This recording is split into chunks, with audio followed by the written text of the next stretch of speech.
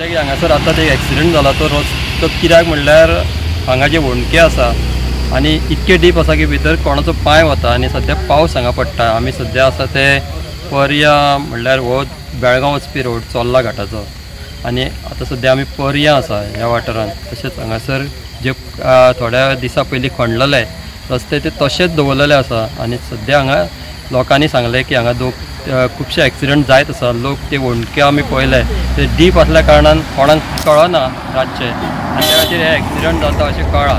हे बेगींतल्या बेगीन लोकांनी म्हणजे गव्हर्मेंट जे आसा ते कोण PWD डिपार्टमेंट तांच्यांनी हे सारकें करपाक जाय, कित्याक हांगा एक्सिडेंटाचे प्रमाण जे वाडत आसा। आतांच आमी पळयलें, आमी येताना पळयलें की 2 जाणां वतालीं स्कुटरीन, ती पडली। आमी आतां चोर्ला वयर गेल्ले, थंय पळयलें की एक सायडीन सामकें कोसळ्ळेलें आसा आनी सामकें डीप अशें जाल्लेलें आसा। कित्याक हो आतां सामको बिजी रोड आसल्या कारणान हांगासर बेगींतल्या बेगीन हे जे कितें कामां आसा ती PWDन करपाक जाय, नाजाल्यार अशे एक्सिडेंट हांगा जायत रावतले।